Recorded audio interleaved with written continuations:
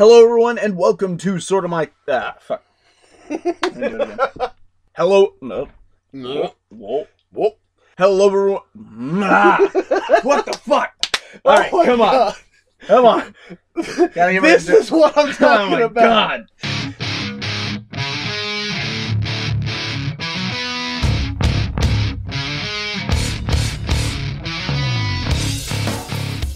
Hello, everyone, and welcome to Sorta My Podcast. My name is Vincent Herman, Vin the Human, sitting to my right. James Odle, Alphaspecter. Dr. T. Neil Travis Herman won't be joining us for this episode, but where you can join us is on the Sorta My brand and our nerd news page, Sorta My Comics, on Facebook.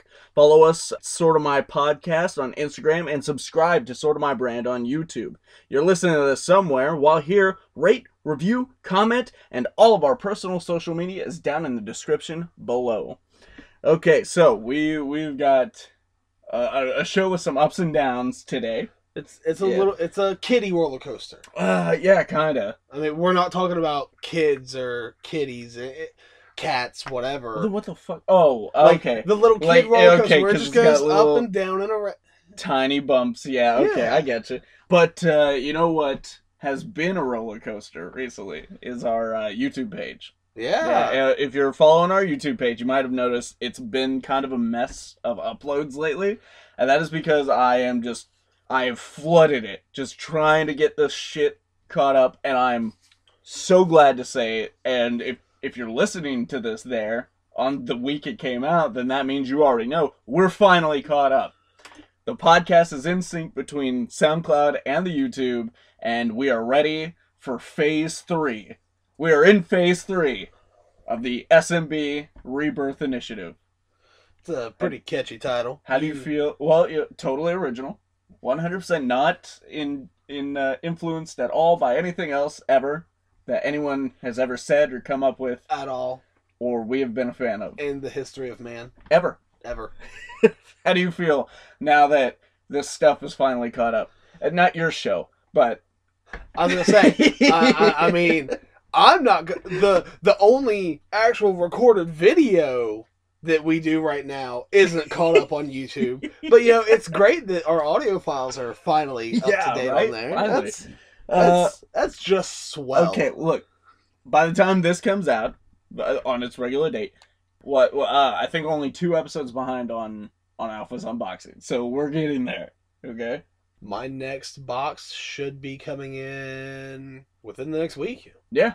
So yeah, we'll be good. You'll be all caught up by the end of this week, but it has been a long time coming. We are now at 132, 133 uploads just in time for YouTube to change their fucking partner policy, and now we're not going to be able to make money off of these. Thanks, YouTube. Yeah, we're talking about doing shirts and stuff, though, but... hey, who wants to buy a shirt? YouTube, right? Leave it in the comments below. Actually, you know what? Yeah, if you have shirt ideas, we're cooking up some stuff of our own. If you're a graphic designer and you want to design our t-shirt for free, do that. Then be that person. Yeah, do be that guy. We won't tell you not to. But YouTube does have its benefits. There's so many awesome videos that came out this week.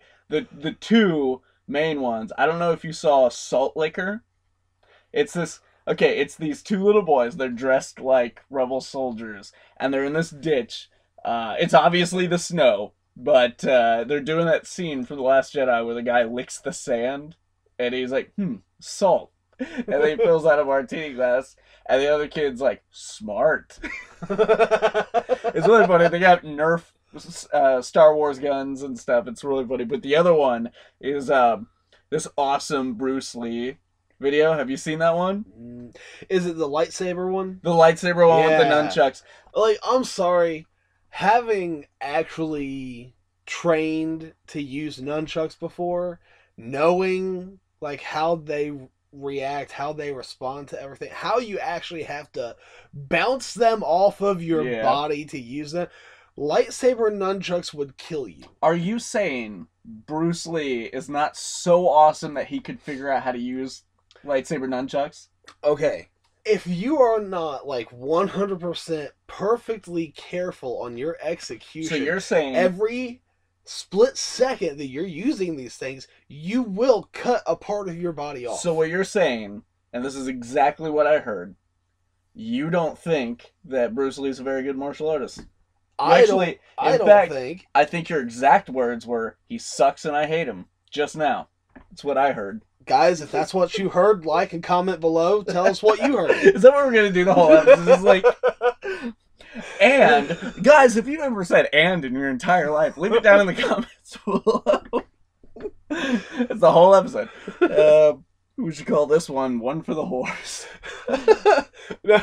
But we gave up the clever titles. We sold out for news headlines and catchy grabbing shit. I was going to say, like, the perfect title for this would be Leave a Comment Below. Yeah. All right, well, let's go ahead and get started on one of our favorite segments here on the show, the thing that brought us all to the table, and that is comic books. Who doesn't love a good comic book? Nazis. That's who. Well, there are also a lot of people who love the movies that don't care for the books. Well, you know, if you can't appreciate the source material, then stay the fuck out of the theater. What? No. Because then they won't make their money and they'll stop making these things. Is that what you want? Maybe. Is what you want is for the world to acknowledge that Bruce Lee is a terrible martial artist and that you don't want them to stop making comic book movies. You heard it here first, folks. Here first. Guys, if you want them to stop making movies, leave a comment below. We're not allowed to say that anymore. The rest of this episode, we're done with that. No more comments. If we see a comment after this part, we're shutting down the podcast. Oh, fuck. Oh, no, I just set ourselves up for disaster. You did. Wow. Well, guys, it's been a good run. Thanks to Vin here. It's a great finale episode. We're hanging our hats up. I always knew I would be the thing that destroys this podcast. I think we all knew that. Yeah. And Odle, actually, you were the only one who brought any books to the table today. I did not have time to prepare any. There were a couple that I read. I read The Wonderful World of Tank Girl #1, which was a better Die Hard comic than Die Hard Year One. Not the most recent issues, but some recent issues of Batman, the story arc Blind Date, I kind of really wanted to talk about those. I just did not have time to get anything well prepared for this. So, what are you reading for us? Well, fortunately for you, I can fill up enough time because what I'm doing is I'm going over the first half of the Batman White Knight series. Oh, yeah. It's an 8-issue miniseries. Like, just the synopsis of it, if anyone has heard, the Joker becomes sane and is out to take Batman out the right way, legally, and I'm gonna open the first one. All right. Take it away. Okay, so Batman White Knight, it's done by Sean Murphy doing the art and the story, and Matt Hollingsworth does the coloring. What is Sean Murphy working on right now, like regularly? Regularly, I'm not sure. I know his name has popped up. Well, he did Tokyo Ghost with Rick Remender. Okay, yeah, that's him and Hollingsworth did that with Remender. The art style of this is exactly like Tokyo Ghost, and I fucking love Tokyo Ghost. Yeah. So, in the story, it opens up, the Batmobile is approaching Arkham Asylum. And we see a figure step out, approach, police waiting for him to escort him in. You know, he says, "I know my way around, how is he?" And, you know, of course, you're thinking it's Batman coming in to check on someone, whatever. You see Batman chained up. And a very dapper gentleman, one of the guards says, "It's been quiet, hasn't said a word, Mr. Napier." It's Jack Napier, one of the many identities that the Joker has assumed over the years. Yeah. He approaches and he says, "Batman, I need your help." We go, and then the next panel is, it says 1 year ago, and it shows someone's wearing like suspenders and a Batman shirt, and the Joker is wearing the shirt. He's leading Batman on a chase, and it looks like he's on a hoverboard. He's leading Batman on a high-speed chase on one of these. So, already love that. He's going over a drawbridge that's up. He's going on rooftops. Batman is driving the Batmobile over top of these rooftops with Batgirl and Nightwing. they're following behind, telling him, like, you need to be careful. Like, you're being reckless. Yeah. So... This is a Batman who's slipping. Yeah. Like, big time. The Joker is egging him on, saying that we have this romance. No one wants to make the move, like all this and that. The typical Joker speech that is given to Batman in so many other stories. Wait till they make a playset of what you did tonight. He's calling him out on all of the damage that he just did.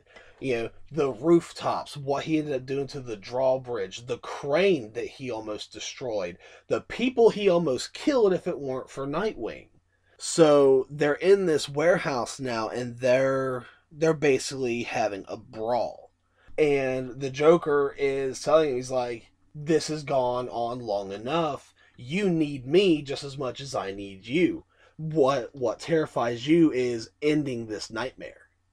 Joker has found essentially a cure for his psychosis. And Batman just is yelling at him to stop talking, and the Joker just keeps going, and this panel is gruesome. Yeah. Like, Batman is on top of the Joker and is just beating the hell out of him. And he's like, if I can get better, I can get this city on track. Finally show you that you need me. And he has a bottle of these pills in his hand. Batman says, fine, grabs the bottle of pills and dumps the whole thing in his throat while someone is recording it on their phone. Gordon sees it, Harvey Bullock sees it, Batgirl sees it. Like, all these people see Batman do this. Like, they see him snap. And Joker is essentially overdosing on whatever this is. And then next, one of the things I really like is, like, it's almost like you're reading a movie. And this happens consistently throughout the books, is we have news. Like, we have news segments. Kind of like a Watchmen-esque. Yeah, where they're talking about the events that just happened. Like, right now they're talking, like, did Batman go too far? Or actually, I guess more comparable to this would be the Dark Knight series of books, because they do that a lot in the Frank Miller Batman stories. Yeah, and then it flashes to the Joker in the hospital with a breathing apparatus on, IV bag and everything, and they're like, did we let this go too far? Yeah. Have we let Batman get too far out of control? And so this is causing a rift in the GCPD between Gordon and Bullock. They talk, Bullock walks out, and then we pan to memories of the Joker. He's remembering who he was when he came to Gotham. Couldn't make it as a comedian, so he thought that the next best thing would be to get attention by doing this bank robbery. And that's what sent him down this slope. Once he interacted with Batman, it triggered something that sent him down this slope of, if I keep committing crime, he's going to keep coming after me, and we'll keep doing this dance. And Batman essentially created the Joker in this universe. Made Jack Napier feel important. Yeah. Yeah. And he's just sitting on his bed surrounded by... This is like when he's becoming the Joker. He is in a room literally surrounded by Batman memorabilia. Like, that's from the animated series. Yeah, I was about to say, this is like a very Keaton-esque Batman bust. No, this all seems like it's animated series. Yeah. Because look at the cowl on that bust, and you got the figure down here. That's the Keaton Batman. Yeah, that's the Keaton Batman. But yeah, there's tons of stuff here. We have the Keaton Joker hanging or standing on a shelf up here. The elongated 6-shooter. Yeah. Some really jealousy-inducing collectibles. And so he's just sitting on his bed, hand on his forehead, and then we have Bruce, Dick, and Babs. And Babs is just begging Bruce to talk to them, let them in like they once were. And we find out that Alfred is dying. Oh, wow. Bruce is working with Mr. Freeze to try to save Alfred. He's pulling from so many stories here, because that's what they did in Batman and Robin. Yeah. You remember that? Yeah. He's pulling a lot of influences into this one story. That's pretty cool. So... we go back, there's more happenings going on at the GCPD, the rift is growing, and an audience has been requested with Commissioner Gordon by Jack Napier. Napier explains to him, is like, I'm not your problem anymore. And he explains that Batman is a plague for the city.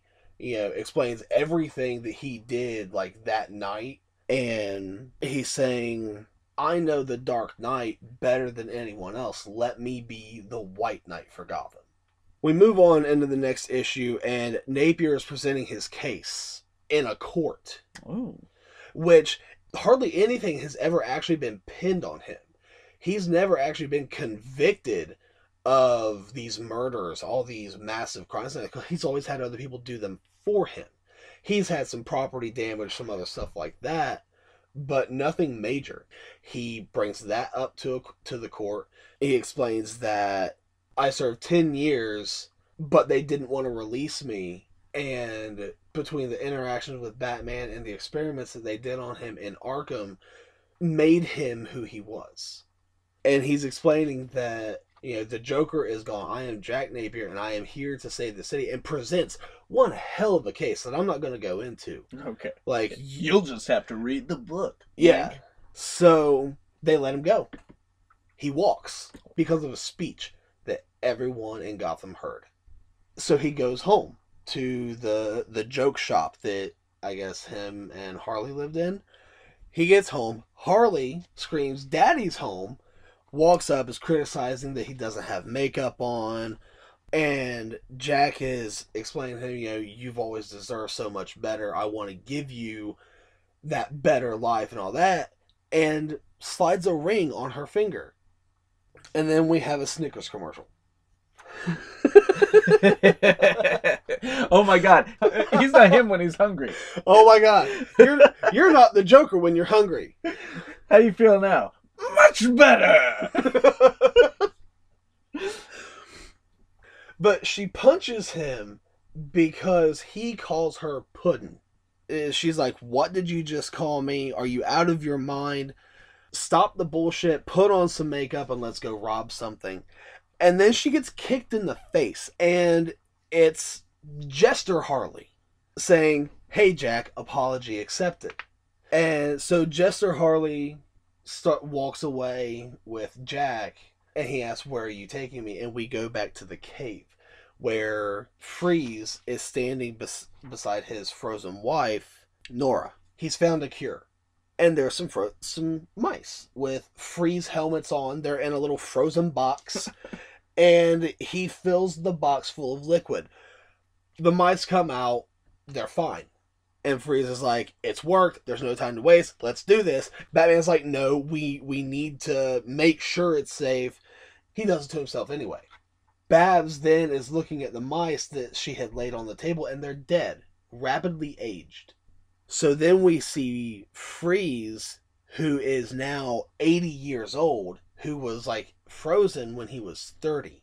They actually take into account the 50 years since Freeze, like Mr. Freeze debuted. So he walks up to Nora. He realized he cannot unfreeze Nora because that rapid aging could still kill her. Mm-hmm. So we go over, we've got Joker and Harleen, Napier and Harleen in Harleen's place, and she explained it was like, you never noticed that I left. You're a narcissist who suffers from dysthymia and a schizoid personality disorder, likely made worse by a chemical imbalance, which is why the medication is working. You're probably not cured, but with the right support, you could be.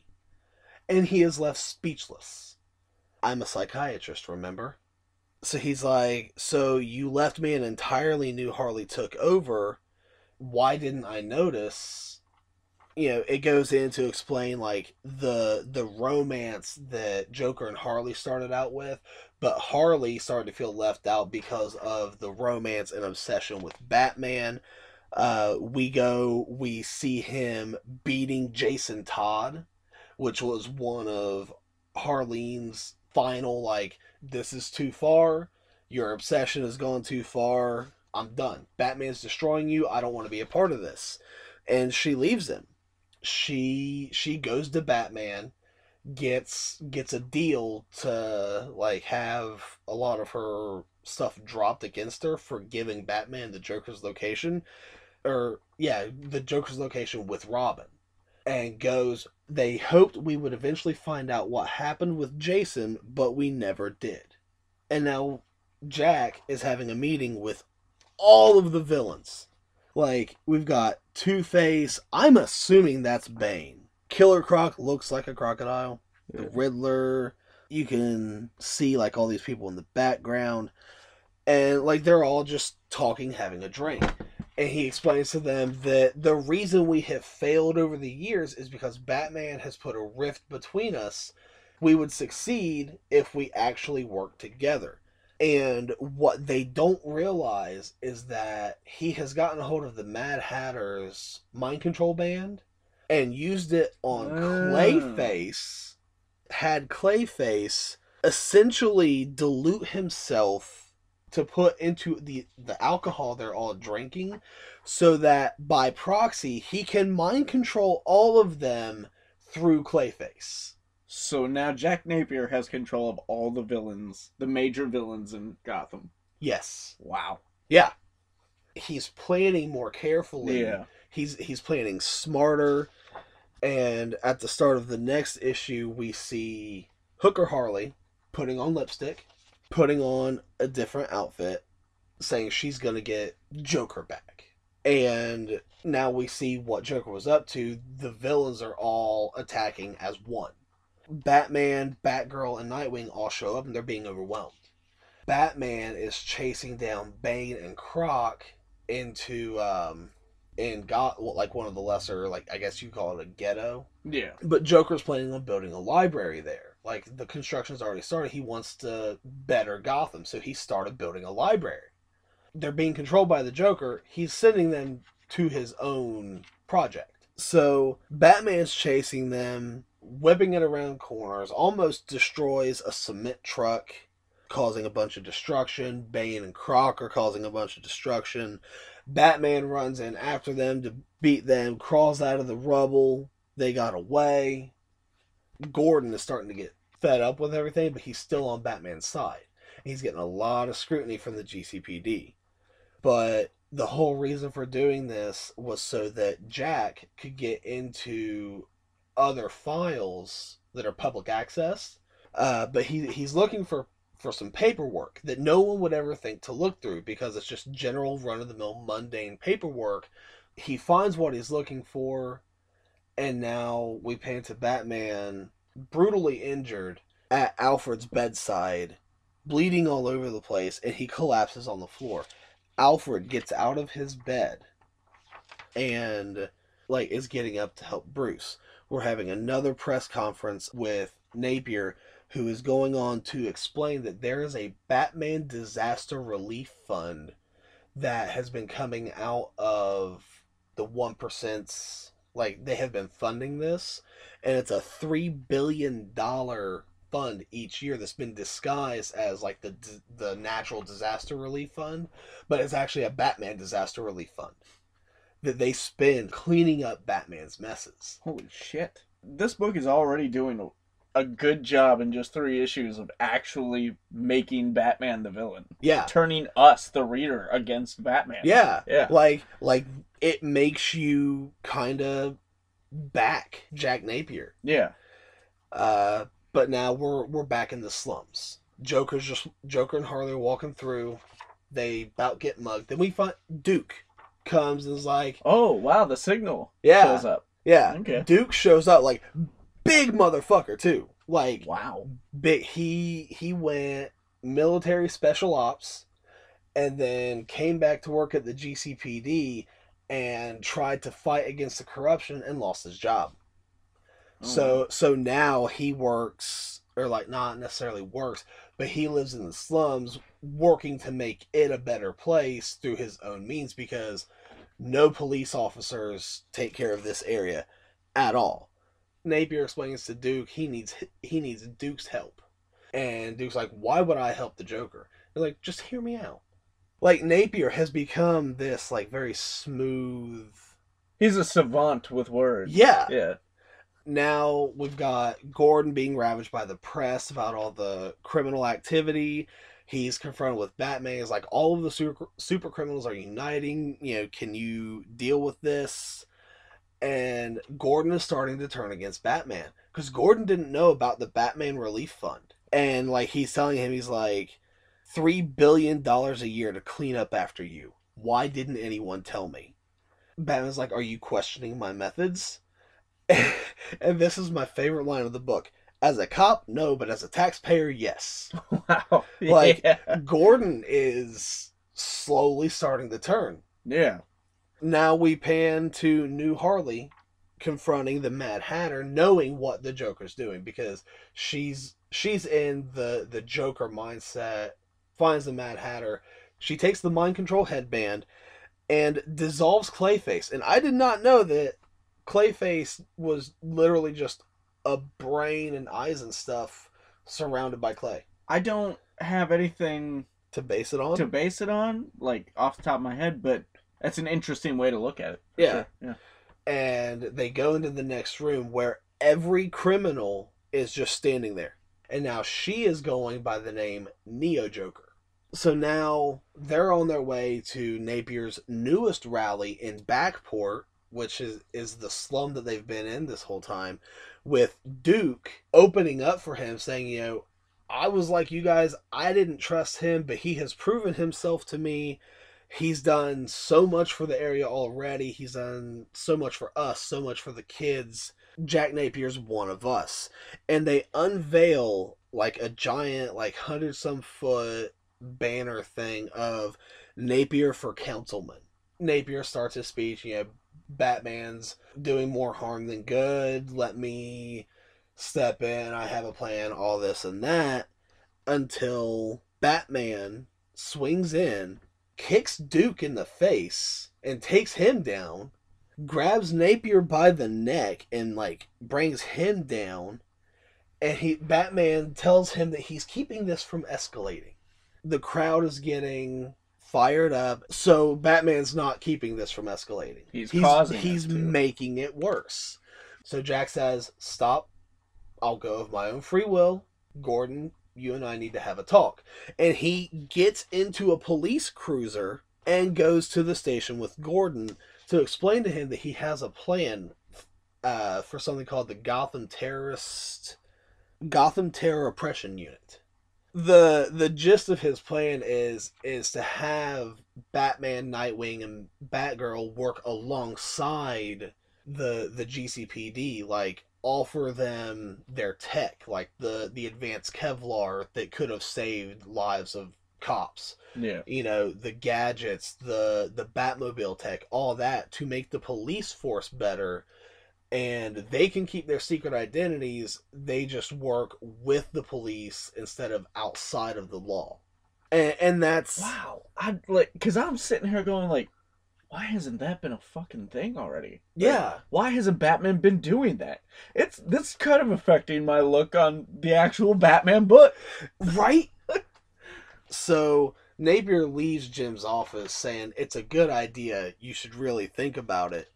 So now we have Hooker Harley, or Neo Joker, as she's now going by, leading all of the villains on an all-out attack on GCPD. They're stealing files from the GCPD databank, which they need to bring Joker back. Batman shows up to take on Croc and Bane again. Bane throws the bat signal at Gordon, knocks him off the roof. Batman swings down and saves them. All of the villains are leaving. And Batman and Gordon have a talk. Batman says, I'll get a new signal. Gordon tells him, no, I'm done defending you. I need a new plan. After this, Gotham will demand it. I don't even know who you are. There's another Joker. How many more super criminals can Gotham handle? If you really wanted to stop crime, you would give us a fleet of Batmobiles and 1,000 utility buses. And basically telling him, like, if you want to help us, then you need to go along with this plan. Batman's like, you can't be serious. He's like, I'm running out of options. The GTO is a good plan. If you want to help, then join. If not, stay out of the way. Batman goes to Energy. He's like, isn't this the part where you magically disappear? And then he says, "Let me save you the trouble," and turns around and walks away from Batman. Wow. Turns his back on Batman and walks away. And now Jack and Harleen are getting dressed, getting ready, and the Neo Joker shows up saying, "I want him back. I can bring him out," and all that. And she thought that by doing the attack on GCPD would try to bring him back. So she has something very serious, very big planned to try to bring back the Joker. And now Gordon is approaching Nightwing and Barbara about the GTO and showing them that they're making Batmobiles. Like they are developing this tech of their own. And Napier is now there talking to him. "You get to keep your secret identities," is what he tells him. "You just work alongside us. And the best part of it all is you get your own Batmobile." And tosses Batgirl a set of keys, and she just kind of looks at them excitedly. And think about it. All of these years of all of these characters being sidekicks. Yeah. The whole purpose of Nightwing being a thing was so he wouldn't be Batman's sidekick anymore. He's got a motorcycle. I don't think Barbara really has anything. She has a motorcycle. Yeah, they all have motorcycles, which they could just get sniped off of. Right. But no, he's the only one that gets Batman. So that's kind of an appealing offer for them. I have such a problem with Batman now. Just in the time of you explaining these books to me, not even reading them myself, which I intend to do, I'm starting to turn against Batman myself. Yeah. Wow. Like, I mean, I was already a bigger Superman fan, but shit. And that's Murphy's writing too. And so the very last part of this book, we find out who the new Harley, Hooker Harley, Neo Joker, whatever you want to call her, we find out who she was before she became Harley's Quinn. Replacement. Yeah, before she became the new Harley. But if you want to find that out, you've got to go pick up the issue, and I encourage it. Oh, like, yeah. We just sitting here listening to you talk about the events that happen in it, I'm more amped up than ever to read this book. I've gotten a little behind on some stuff with the whole SMP Rebirth initiative, trying to get us to phase 3. I know this was a little long-winded, but since no one else had any books today, yeah, right. I took my time to entice everyone into Batman White Knight. I would say that you did your job then, because I'm so much more ready to read this than ever. This is probably my absolute favorite thing coming out from DC. Really? Yeah. Like, wow. Even with Doomsday Clock, Nightwing, Titan, like, everything that, I enjoy, everything that I have been reading, this just takes the cake. Well, DC's been so much win across the board that at this point you really do have to start compartmentalizing things. I would say you can't just be all, everything DC is amazing, read it all, because now it's all, like, amazing unequally. DC is on their game right now. Oh, absolutely. And Marvel is struggling to keep up. Not just in sales, but in quality. Yeah, like they're... what we were just talking about a little bit ago, like Dan Slott, one of the best Spider-Man writers that we've had. One of the things that keeps people on Spider-Man, because he hasn't really slowed down with that book. Yeah. It's all been good. I mean, God, he's been on Spider-Man since before Marvel Now, hasn't he? Wow. Yeah. And now he's leaving. To go do Iron Man. Of all things, Iron Man. Yeah. Why? Because Bendis is leaving? Like, just get a different writer on Iron Man. People didn't really like Iron Man all that much anyways. Yeah, like, Iron Man, it started out okay, but it got weak. Yeah. It got really weak. So, just put someone else over there. Don't ruin fucking Spider-Man. Oh, we don't know if it's going to ruin Spider-Man. I don't know who's taking over. I haven't seen the creative team for it yet. Yeah. Alright, well, guys, before we get into the big topics of today's episode, we like to take a moment and give you the news in a faster pace. That's right, everyone. It's time for the phone booth news. It's time for the news, the phone booth news. That's right, guys. This is where we try to give you the news faster than Deadpool can save the day, which gives us about 3 minutes, 45 seconds. Odle is standing by on the clock now, whenever you're ready. and go. In internet news, internet personality and all-around awesome hunk Vincent Herman is giving away the Batman 1943 Serials Facebook page. Check it out for details. In wrestling news, Bill Goldberg will be inducted into the WWE Hall of Fame on April 6th. WWE is also partnering with Next VR to produce 6 10-minute VR highlight experiences this year. The highlights will feature pivotal moments, epic showdowns, and surprise appearances. The app is available to download on the Samsung Gear VR headset and Google Daydream View now.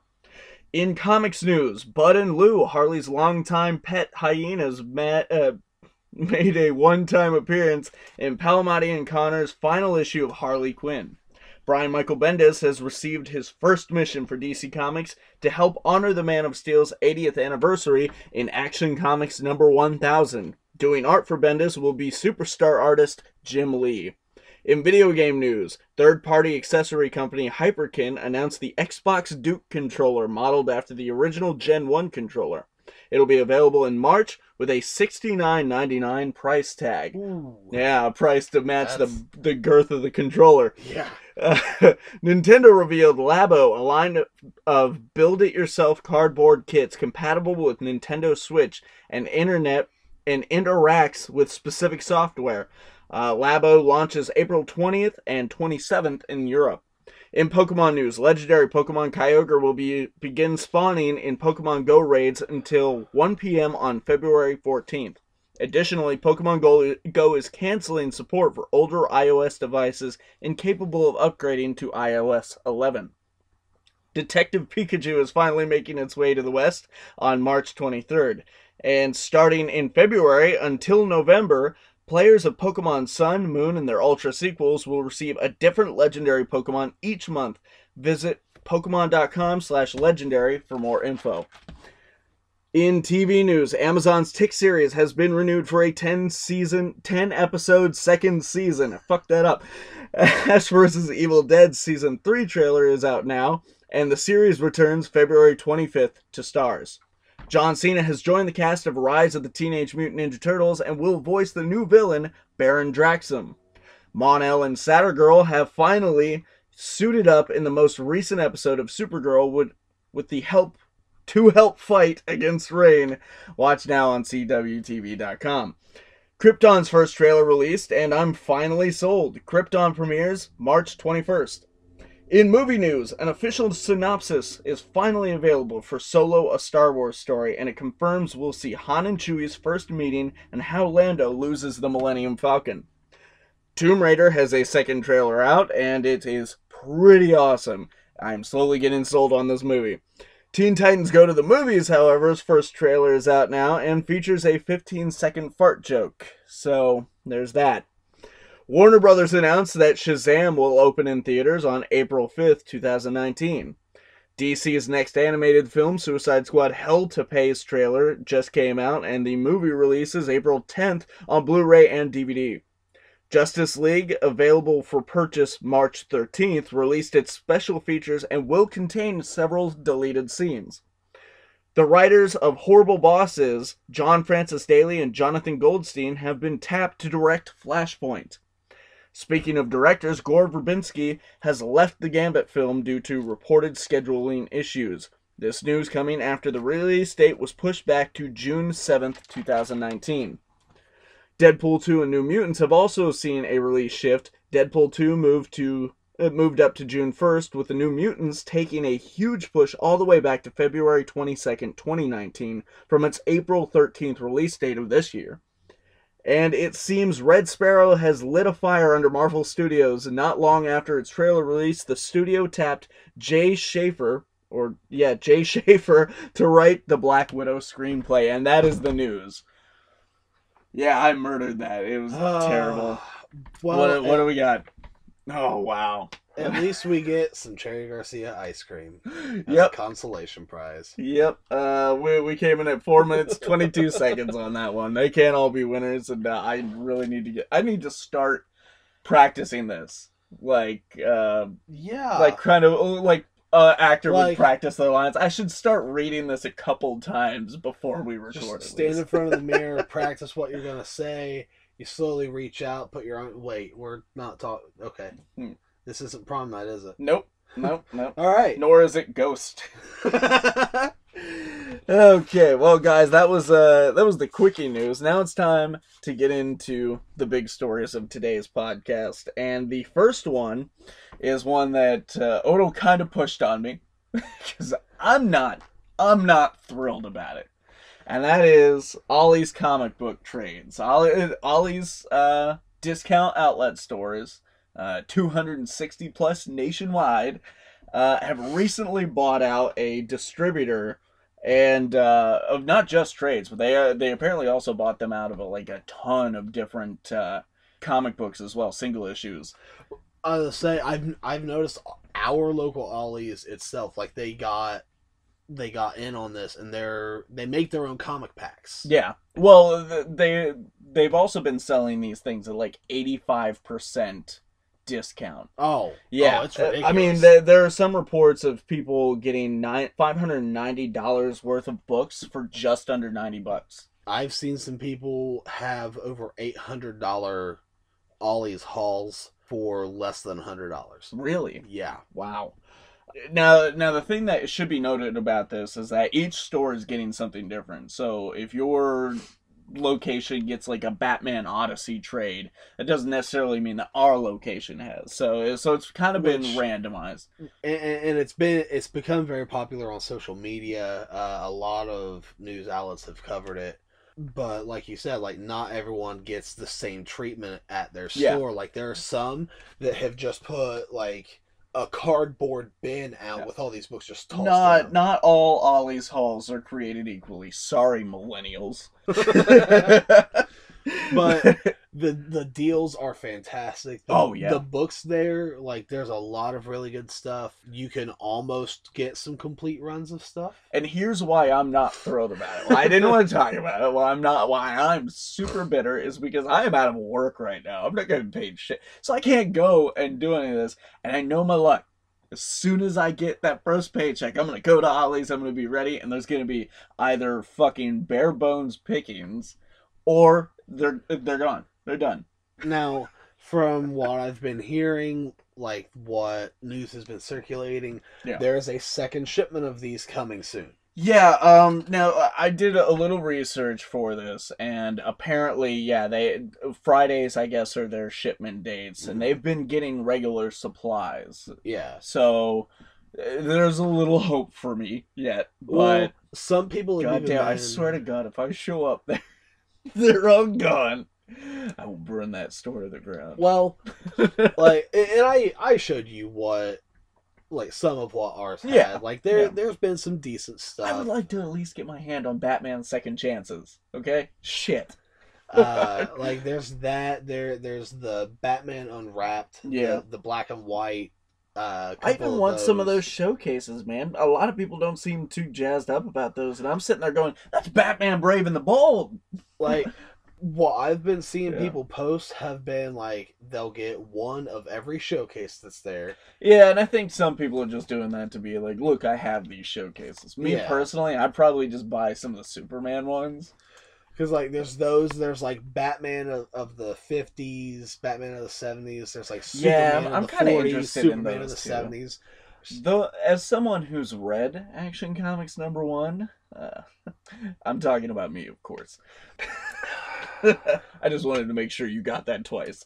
So, anyways, you can get some really goofy shit out of those 40s and 50s stories. Like, there's a reason to read those. I mean, shit. One of the showcases is Captain Carrot and the Zoo Crew. Yeah. So, I mean, it's hitting it like there's a lot of New 52 hardcovers there. Nothing really wrong with some of the New 52 stuff. Like, I used to really dig the Superman stuff, but it like ever since reading this rebirth stuff, comparing it to what we've got now, I'm like, that was crap. Well, I was settling. Like there's some Batman, Superman, New 52 stuff. There's some Green Lantern. I would love it if they got some Superman Unchained.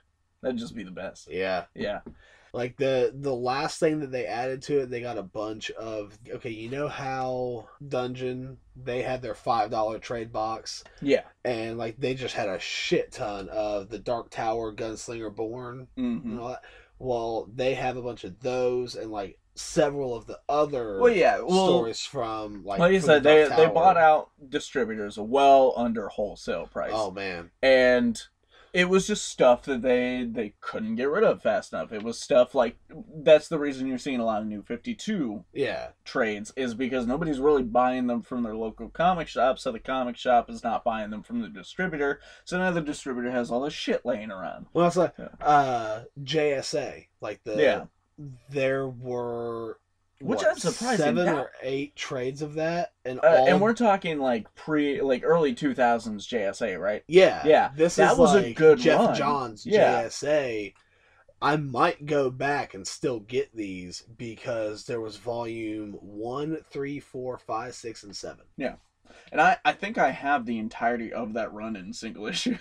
So. Well, and it's out in omnibus form and everything else. But if I can go there and get that whole run for like $25, absolutely, yeah. So if you somehow have, like, if this is somehow the first time you're hearing this and you haven't seen it pop up in your social media or any of your nerdy Facebook groups, get to your local Ollies today. Like, even if you got to drive an hour, these deals are worth it. Well, I mean, I've seen some people say that like their closest Ollie's is like 4.5 hours away. Okay, well that's a little much. Yeah, but I mean, if you've got an Ollie's, it's like 20, 30 minutes away. We drive about an hour to go buy our which there's an Ollie's in Ashland that I might go and check. So if we're willing to drive almost an hour away just to get our weekly books, which we're technically taking a gamble with. White Knight's been great so far. You don't know what issue 5 has in it. You know, this is a store with established stories that you can look up reviews for. Maybe you've already read and you know they're awesome and you're getting them for fucking pennies. That's worth a drive. Yeah. Maybe not 4 hours. But like 30 minutes to an hour, do it. Plus, Ollie's has a lot of other really cool shit.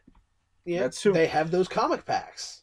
But we're going to go ahead and get into our next story here, which is not really cool shit. No. And this is actually a very unfortunate story. And we're going to go ahead and we're going to do this in 2 waves. We're going to attack this unbiasedly from a journalistic standpoint almost, and look at all the evidence as it presents itself, and then we're going to give our opinion.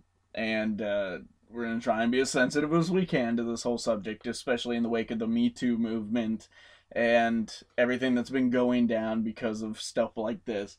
So we're talking about the Stan Lee sexual misconduct claims that have been coming out. A nursing company that has remained unnamed in an attempt to protect their staff has recently spoke to DailyMail.com about Stan's sexual misconduct with several of their nurses. One source stating, quote, "Stan is an old man who has seemingly lost his way. He doesn't seem to care what people think of him, and he's lost his filter. There has been a stream of young nurses coming to his house in West Hollywood, and he has been sexually harassing them. He finds it funny. He walks around naked and is vulgar towards the women. He asks them for oral sex in the shower, and he wants to be pleasured in his bedroom. He uses words like fuck and pussy in their presence. He's also been very handsy and has groped some of the women. It's unacceptable behavior, especially from an icon like Stan." The source continued to say the owner at the nursing company has openly said to people that Stan has sexually harassed every single nurse that has been to the house. That got back to Lee and sparked this whole thing. It appears the owner, who has nursed Stan herself, eventually decided enough was enough. End quote. And from there, they decided to cut ties with Stan Lee and would no longer send nurses to his house. Stan's lawyer, Tom Lawless, has responded, though, stating, and I quote, "Mr. Lee categorically denies these false and despicable allegations, and he fully intends to fight to protect his stellar good name and impeccable character. We are not aware of anyone filing a civil action or reporting these issues to the police, which, for any genuine claim, would be more appropriate Instead, Mr. Lee has received demands to pay money and threats that if he does not do so, the accuser will go to the media. Mr. Lee will not be extorted or blackmailed and will pay no money to anyone because he has done nothing wrong. End quote. And after this, a cease and desist letter has been sent to the company on the grounds of defamation. But someone coming to Stan's aid was actually Vital Nursing Incorporated, the new company that is under Stan Lee's employment, and has defended him, claiming that he has been, and I quote, polite, kind, and respectful, and it has been a privilege to care for him, end quote. Stan's right-hand man and confidant, Max Anderson, has also been accused by the nursing company for intimidating and frightening the nurses. Anderson also has multiple convictions for domestic abuse, and it really doesn't help matters on that front. But at this time, no lawsuit has been filed from anyone. So that is where we're at with the whole situation as of now. So we've got, the company and the nurses and the boss even claiming that these things have carried out.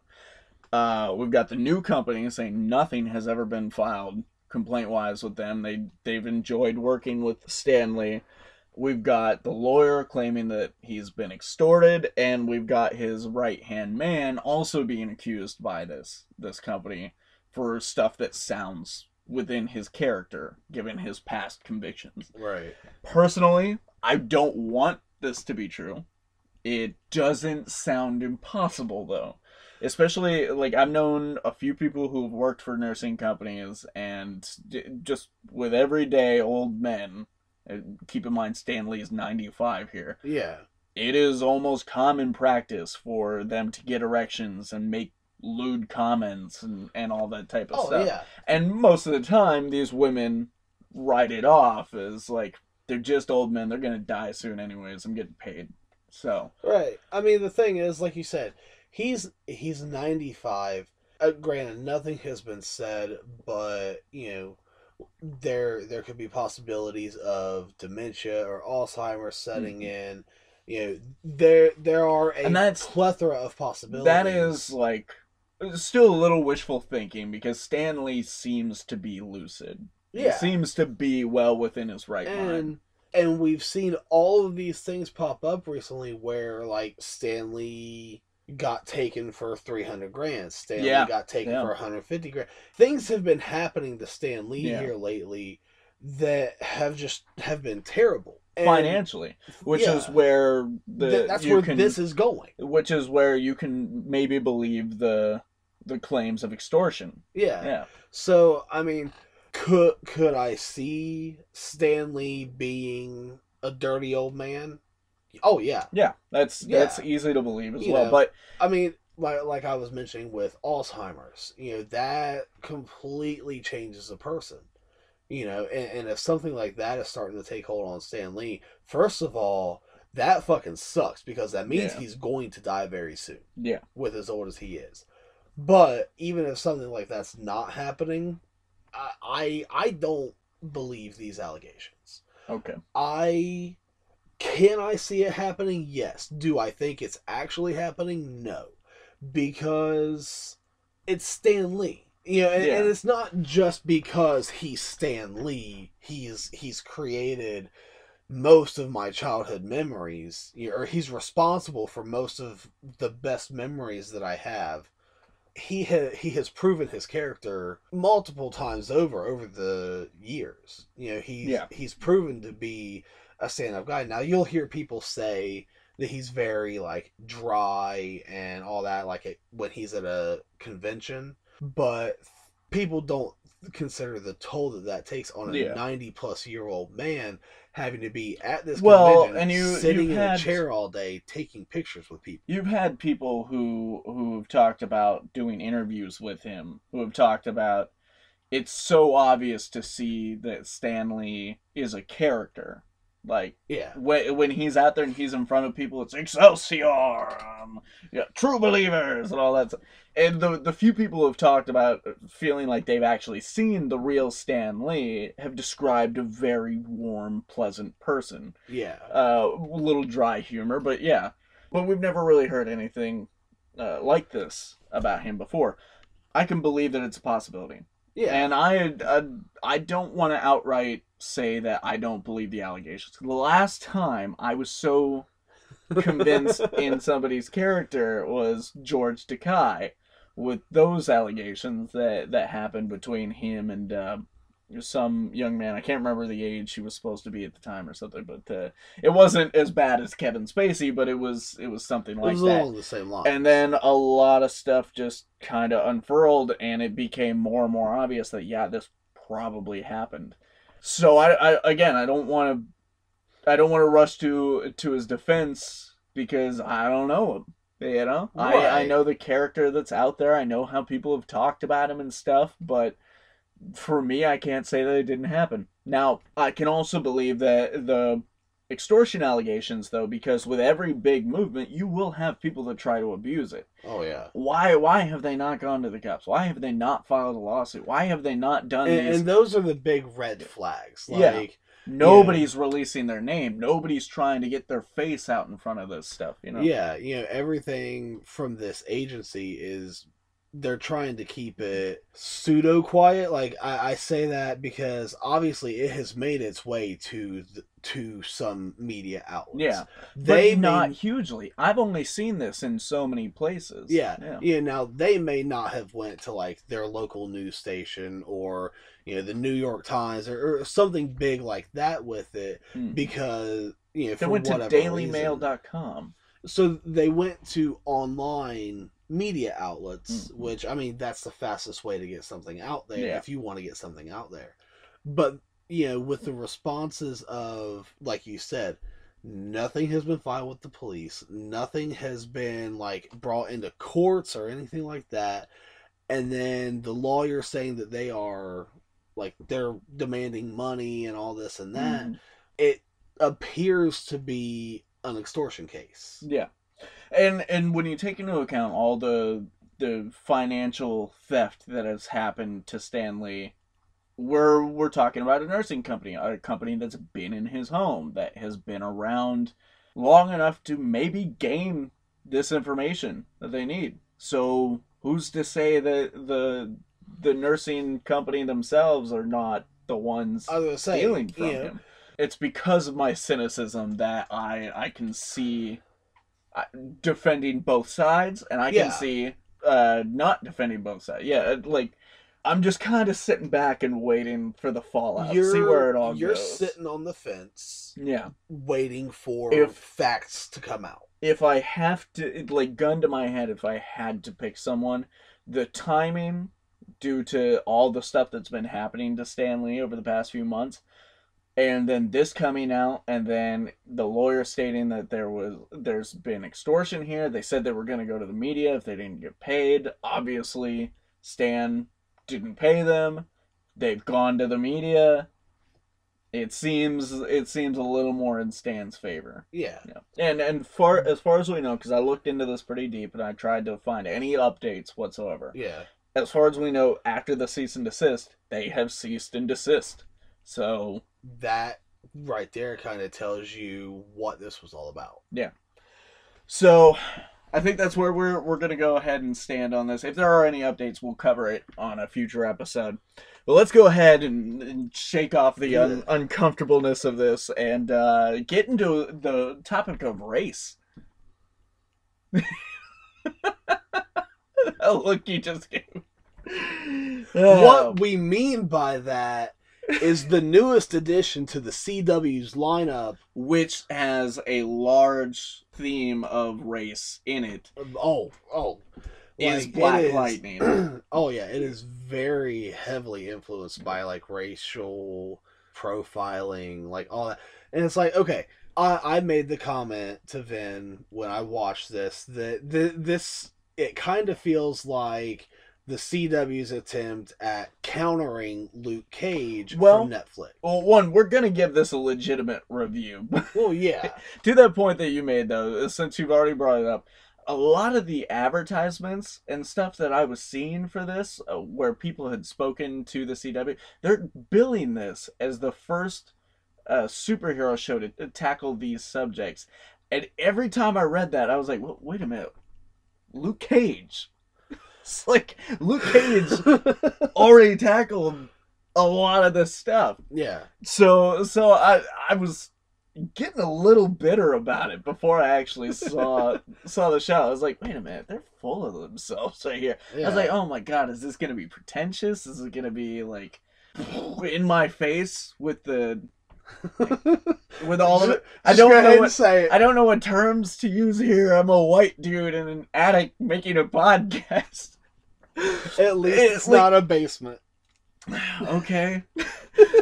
But no, I wasn't going to be in my face with the, like, everyone hates black people, we're so oppressed type thing. Because, okay, while racism still is alive in this country, oh, absolutely, to a damning point, I would almost say localized to certain places. Like, yes. Specific places. Like, you will find, like, very extreme degrees of racism. Because we do live in a world right now where black men and women can rise to the top. They can be they get their own TV shows. They are comic book characters. They and can TV become president. And president, yes. So it really is not so bad that you have to drill this in. But that, thankfully, was not how the show was. The way that it deals with it is in a very realistic light. Yeah. I do hope some more white characters show up at some point, because just from this pilot episode, it is very ethnically heavy. Like, they've got the one white guy who, the villain. No, that he's a black man with albinoism. What? Yeah, he's an albino black guy. Okay. Maybe it's not commentary on anything. It's just what it is. But no, yeah, he is a black man with albinoism. Anyways, the guy I'm talking about is the Taylor. Yeah, who is that? Who is that actor? I don't know at all. Like, not even a little. Go ahead and look it up. He has been in so many great things. But he is one of the only white guys we see outside of the police that eventually end up harassing Black Lightning. So basically my point is I'm hoping there's going to be a contrast. There are going to be bad guys who are black men and women. There are going to be good guys who are white men and women, and vice versa. So let's talk about the show itself. Let's talk about the substance of the show. Okay, so our show starts out, we're 9 years after Jefferson Pierce, Black Lightning, has hung up his cowl, and he has decided to leave the superhero vigilante life behind. He has become a principal at a school. His oldest daughter is one of the teachers, and his youngest daughter, one of the students. And through a series of events that play out after the youngest daughter decides to ditch this ceremony for the oldest daughter, it gets accidentally involved with this big gang in their town called the 100.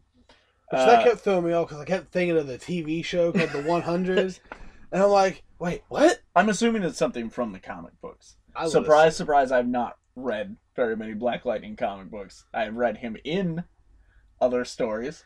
I was going to say, have you read any Black Lightning? Oh, yeah. Yeah, I've got just the tiniest bit of experience with him. But, so, Jefferson Pierce decides he has to go save his daughters. Now, there are moments dripped in leading up to this point where his powers are starting to flare up again, and he's starting to feel that urge to do something about the state of their world.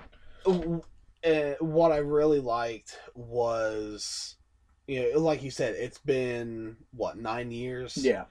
And it takes, it's, you can almost see, the switch flip. Yeah. Very early on in after the he's episode, being harassed by the police officers, simply just for driving while black. Now, when Jefferson Pierce starts arguing with him, it goes basically like, what made you think I was a thief? Was it the suit, the tie? Was it the 4-door Volvo? Yeah, whatever. And the cops just brushing him off, and then that's when his powers first start flipping on. But he gave up doing this for his wife, for his family, because of one night when our main villain, that I can't remember the name of right now. Tobias Whale. Yeah, I had almost killed him, and so he hung it up. But anyways, yeah, so he suits up, he goes back to his guy, who's been this whole episode, like, you knew this was gonna happen. You knew eventually you were gonna suit up again. And I've made a new suit for you. Yeah, and I made a new suit for you. And I hate this suit. It is just terrible. In the promotional materials, it looks okay. I was never like, oh wow, that's really great. But it just looks so bad. And you see him in the old costume that looks a lot more like the comic accurate costume. And that looks awesome.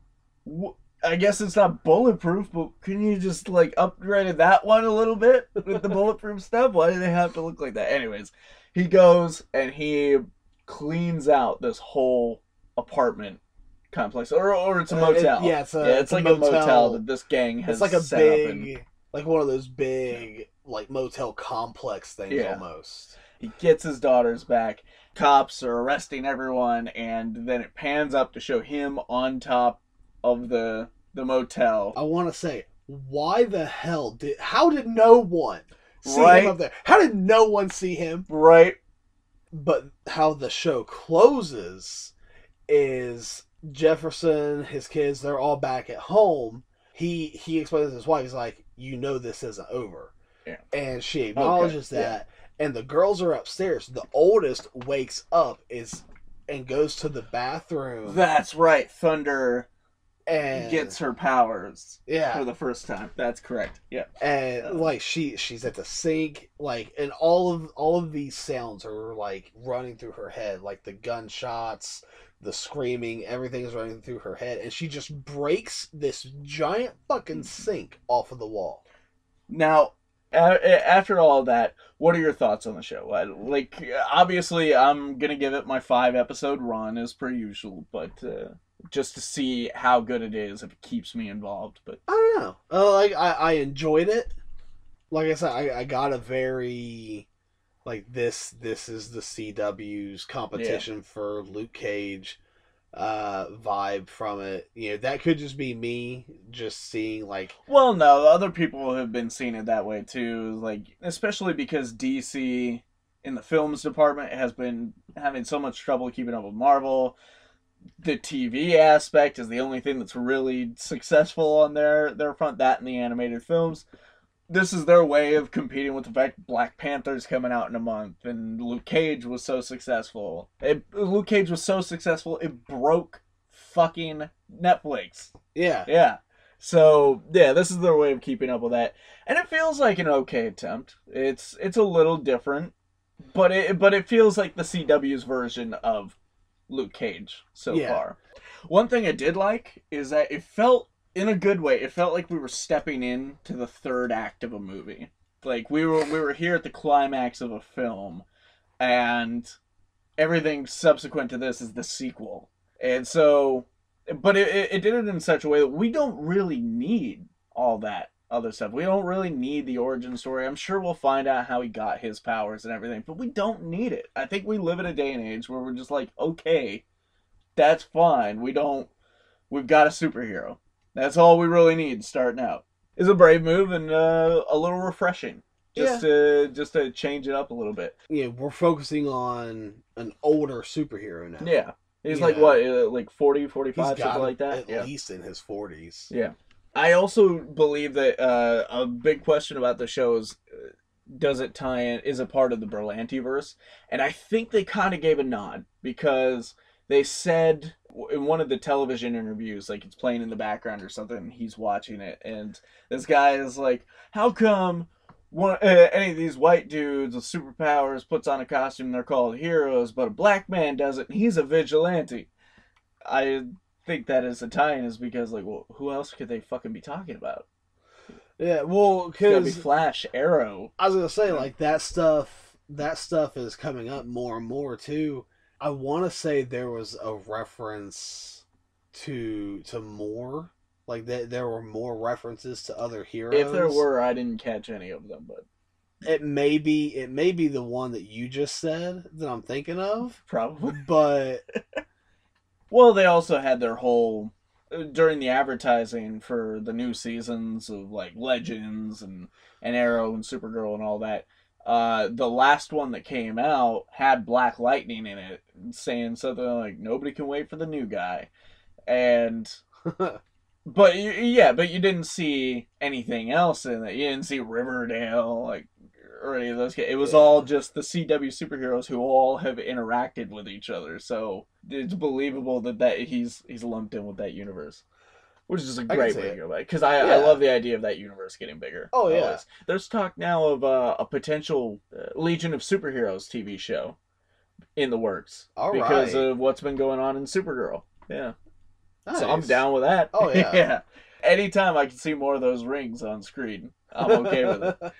But yeah, so I think that's where we're at with it. It was okay. It was good. It was a good first episode of a show. Like, they wasted no time getting into the action of everything. Yeah. I feel like they doled it out. Yeah. Like, they took their time getting there. Because it's about halfway through the episode when he goes to that nightclub and beats shit out of all those guys. Like getting to that peak, yeah. But I'm talking like when it shows like some of the flashbacks.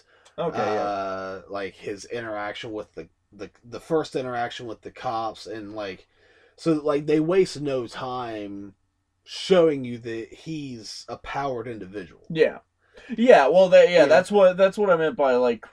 It feels like we're jumping into the third act of a film. There's all this stuff that's happened, and we're gonna get it pieced out in typical Berlantiverse superhero show fashion. Yeah. It feels like we've already gotten so much, but we've only just started. Yeah. So I'm gonna keep watching it, see where it goes. I will. I'm already watching so many fucking shows. I'd say this is gonna do what Legends did its first season and go for like 13 episodes, because it jumped in starting after everything else's mid-season finales. But you also have to think shows like Flash and Legends of Tomorrow, they had backdoor pilots. Yeah, their first their iterations characters were seen in those other shows, those other established shows. Yeah. Black Lightning is starting out all on its own. Like, you didn't see him. Do you think it's going to go like a full 22 episodes? I think it's possible. Although I do know that they're putting off bringing back Legends for this. So it could go either way. It's in Legends time slot right now. That's right. Yeah. You know what? I bet this will finish out Legends slot, and then when Legends picks back up, he's going to join. No, I don't think they're going to put him in Legends. Yeah, I don't think that's their plan at all. I think he's got his own show. So, anyways, we'll give it more of a chance. You can check it out now on CWTV.com. That they upload all of their newest episodes pretty much the night of. I think they wait a few hours. Or if you have any kind of like streaming device like a Roku and Amazon. Yeah, you can see it on there. The CW app. I don't think they're on Hulu anymore. They used to be. They pulled all their shows from Hulu. Yeah. So give that a try. It's worth a good look. Yeah. Anyways, guys, that's what we're gonna. No,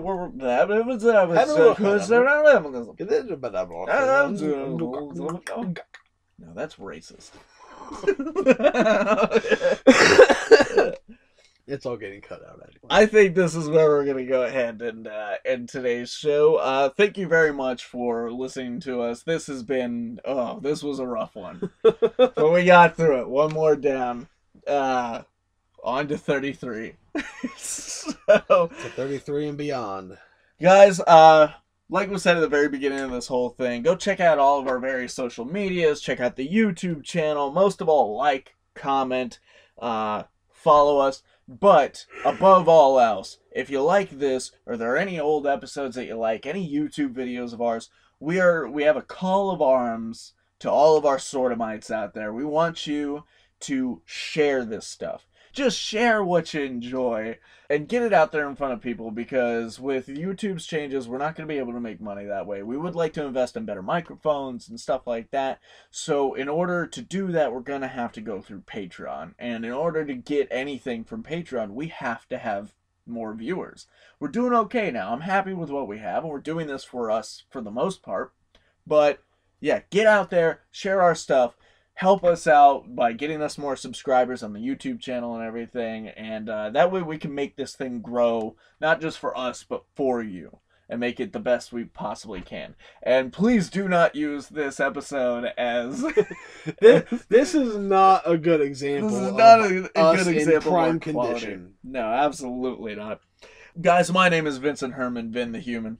I am James Odle, Alphaspecter. And cue that much better quality outro music than this episode. Hell, even that outro was terrible.